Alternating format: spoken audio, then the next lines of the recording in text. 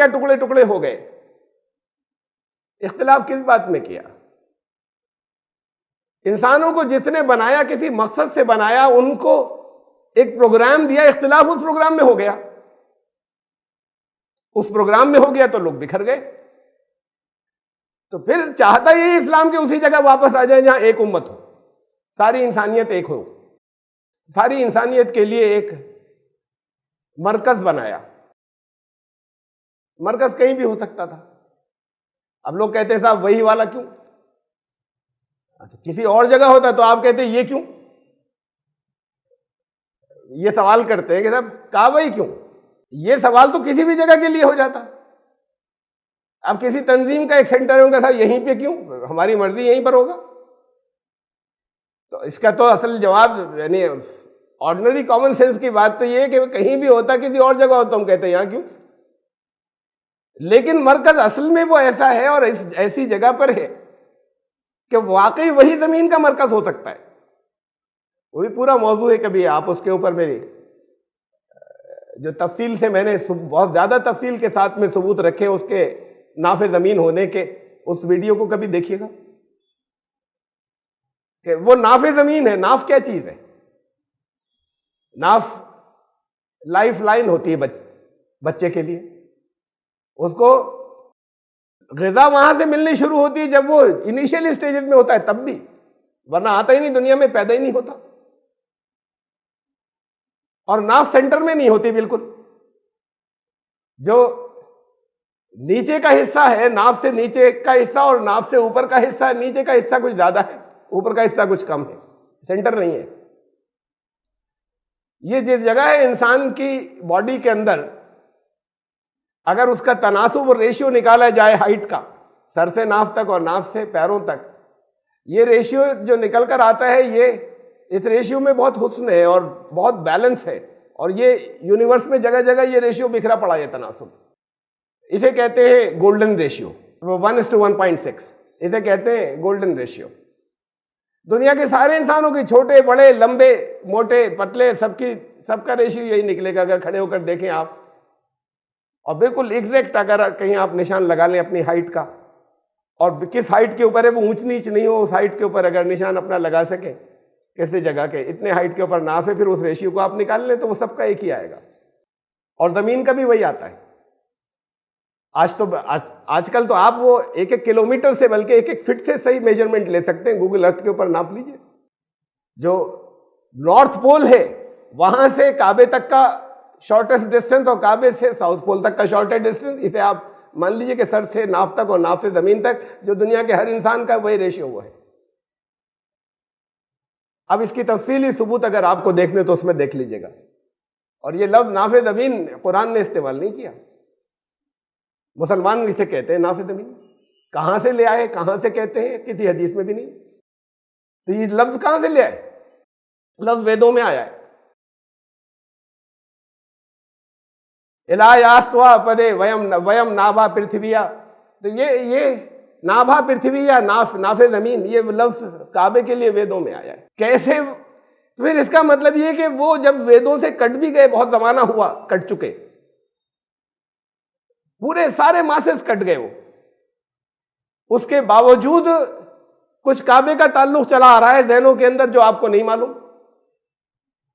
ان میں سے بعض جو علم والے ہیں ان کی زبان سے یہ حقیقتیں بھی چلی ہوں گی جو آپ کے پاس آ گئی، ورنہ یہ لفظ آپ کے پاس آ کہاں سے گیا؟ اور وہاں ہے موجود کہ خدا کا گھر بیت اللہ، الاس پد بیت اللہ، خدا کا مقام، وہاں ناف زمین کے اوپر ہم تمہیں ستھت کرتے، ناف زمین پر بیت اللہ ہے۔ تو یہ وید کہہ رہے ہیں، حدیث میں نہیں ہے، قرآن میں نہیں ہے، اور ناف زمین جگہ جگہ مسلمانوں میں مشہور ہے۔ آئی تو پھر وہیں سے، اس لیے کہ وہاں پر تو ایک سورس مل رہی ہے، بڑی اینشنٹ ہے، بہت پرانی ہے۔ تو مرکز تو وہ جو زمین کے اوپر سب سے پہلی مانی جانے والی، یا زیادہ تر ریسرچرز کے مطابق جو اسکرپچرز آئے، جو خدا کا کلام آئے، ان میں یہ سب سے اینشنٹ یا پرانے ہیں وید۔ مذہبی، یا ہم یوں کہہ لیں کہ جو اسے خدا کا کلام نہیں مانے کہ مذہبی کتابوں میں سب سے پرانے ہیں، ان میں موجود ہے تو ساری انسانیت میں آیا ہوگا۔ سب جگہ آیا ہوگا. پھر آپ حج کرنے جاتے ہیں، کہتے رسول اللہ صلی اللہ علیہ وسلم سے شروع ہو گیا. حضرت ابراہیم اور رسول اللہ صلی اللہ علیہ وسلم کے درمیان میں کیا ہوا؟ اور حضرت ابراہیم سے پہلے کیا تھا؟ اسلام کے 4 ارکان ہیں، بیسک پلرز. ارکان اسے کہتے ہیں بیسک پلرز، استمبھ، اس کے بنیادی ستون. ان کے بغیر اسلام کی عمارت تعمیر نہیں ہوگی. یہ نماز، زکوٰۃ، روزہ، حج، یہ اسلام نہیں ہے. یہ اسلام کے پلرز ہیں، ایسنشیل پلرز، لازمی ستون. ستون کو عمارت نہیں کہتے. اس کے بغیر اسلام کی عمارت کی تعمیر نہیں ہوتی. یہ ایسے لازمی ستون ہے اسلام کے. تو یہ ان کے اندر ایک حج ہے. اسلام ہر نبی کا دین تھا. اللہ کی طرف سے ایک ہی دین منتخب کیا گیا تمام انبیاء کے لیے، دنیا والوں کو دینے کے لیے، اسلام. عربی میں آپ اسلام کہتے ہیں، اور زبانوں میں کچھ اور نام ان کے لیے ہوں گے. جو اللہ کا کلام الگ الگ زبانوں میں آیا. تو بیسک پلرز نہیں بدلیں گے. جب اسلام ہی ان کا دین تھا، یہ تو ہو سکتا ہے کہ بھئی بنانے کی ساخت کے اوپر کہ کسی نے اس کے اوپر سے پلاسٹر آف پیرس کیا ہو، کسی نے خالی سیمنٹ کیا، کسی نے نقش و نگار الگ طریقے سے بنائے، لیکن وہ بنیادی پلر نہیں بدلیں گے. نماز کو اور زکوٰۃ کو اور روزے کو تو دنیا کے سارے اسلامی اسکالرز یا علماء یہ مانتے ہیں کہ ہر شریعت میں تھی. حج کو نہیں مانتے. وہ قبلہ اول جو ہے وہ تھا ان کا پہلے قبلہ پچھلے نبیوں کا. کون سے پچھلے نبیوں کا؟ حضرت ابراہیم سے پہلے کے، حضرت سلیمان، حضرت داؤد یا حضرت سلیمان اور ان کے بعد جتنے انبیاء آئے یا رسول آئے، یہ حضرت ابراہیم سے پہلے کے ہیں کیا؟ تو پھر جب حضرت ابراہیم کا قبلہ یہ تھا، اللہ نے ان کے ذریعے زمین کا ایک مرکز بنوایا اور اس کی طرف اب یہ آگے آ رہا ہے کہ وَاتَّخِذُوا مِن مَّقَامِ ابراہیم مُصَلًّى، اس کو سینٹر بنایا صلاۃ کے لیے، نماز کے لیے. تو پھر یہ درمیان کے انبیاء نبی جو ہیں یہ کیوں اس سے بغاوت کر دی انہوں نے؟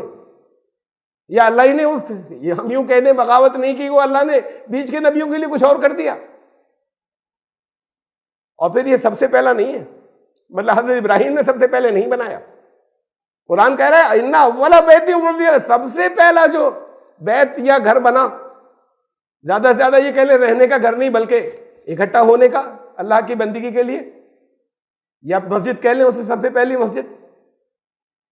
تو جب حضرت نوح کا دین بھی اسلام تھا اور اجتماعیت تھی، تو انہوں نے کیا کوئی اجتماعی ایک جگہ جو لوگ جو بھی تھوڑے سے ایمان لائے تھے ان کے ایک جگہ اکٹھے ہونے کے لیے کوئی انہوں نے ان کی شریعت میں ایسی چیز نہیں تھی کہ اکٹھے ہوا کریں ایک جگہ نماز کے لیے، صلاۃ کے لیے. پھر کوئی یہ پہلا بیت حضرت ابراہیم نے تعمیر کیا. ان سے پہلے یہ تو بڑے بڑے نام ہیں جو آپ کے سامنے، حضرت آدم اور نوح. یہ تو بہت لمبا سلسلہ اندر ہے جو قرآن نے کہا ہم نے بہت سے رسول ہیں جن کے نام نہیں بتائے تمہیں. ایک روایت میں آتا ہے کہ 1.25 لاکھ کے قریب 1,24,000 نبی آئے. اب قرآن میں 28 کا ذکر ہے، 25 کا ذکر ہے، 3 کو اور کے بارے میں سب کچھ گمان لگایا جا سکتا ہے یہ ہوں گے.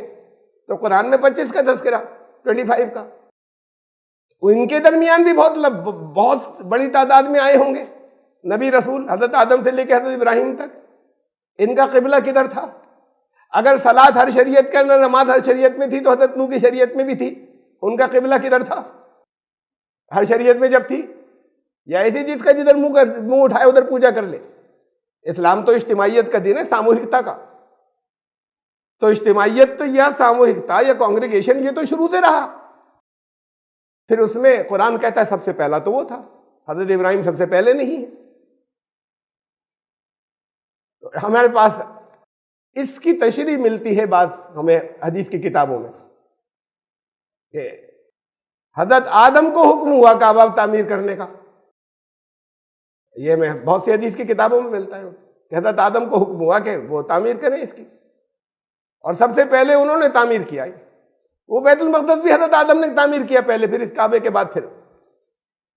لیکن مرکز سینٹر یہ تھا. اس کو ہم ایک سیکنڈ مرکز تو کہہ سکتے ہیں. اسے پہلے تعمیر کیا اور ایک سیکنڈ. اب سیکنڈ مرکز کیسا ہوتا ہے؟ مثلا ایک تنظیم ہے، اس کا سینٹر دلی میں ہے. اب انہوں نے کہا ساؤتھ انڈیا کے لیے بھی اگر رکھا جائے تو ایک انہوں نے اس کا ہیڈ آفس تو پھر دلی رہے گا نا, وہ ہیڈ آفس نہیں ہوگا جو انہوں نے ممبئی میں بنا لیا.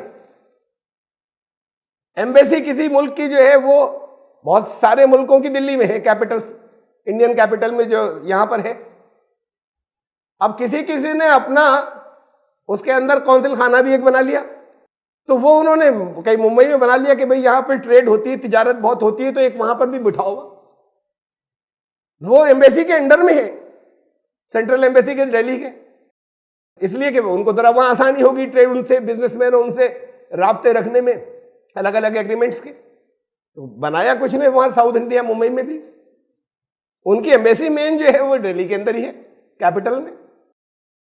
تو وہ جو ان کا جو وہ سیکنڈ سینٹر ہے وہ فرسٹ سینٹر کے انڈر میں ہے, یہ رہے گا, وہ اسے سینٹر نہیں مانا جائے گا. کعبے کو تعمیر کیا حضرت آدم نے, پھر اس کے بعد یہ وہی روایات یا وہی حدیث کی وہی کتابیں کہتی ہیں, پھر اس کے 40 سال کے بعد بیت المقدس تعمیر کیا انہوں نے سب حضرت آدم نے. یہ انہوں نے ان کو ریکنسٹرکٹ کیا, انہی بنیادوں کے اوپر حضرت ابراہیم نے بات آئے گی. اور حضرت سلیمان نے اس کو جب تباہ ہو گیا, اس کے بعد بھی تباہ بہت ہوتا رہا, بہت مرتبہ بیت المقدس. تو اب اصل مرکز تو یہی رہے گا. تو ہندوستان سے ایک روایت یہ کہ 40 حج کیے ہندوستان سے پیدل چل کر حضرت آدم نے, لیکن اصل وطن ان کا یہ تھا. تو اب حضرت آدم نے 40 حج کیے ہوں یا اور درمیان میں انبیاء نے کیے ہوں, اور پھر حضرت ابراہیم نے اس کو ریکنسٹرکٹ کیا, اور پھر اس کو ساری دنیا کے انسانوں کے لیے اللہ نے مرکز بنوایا.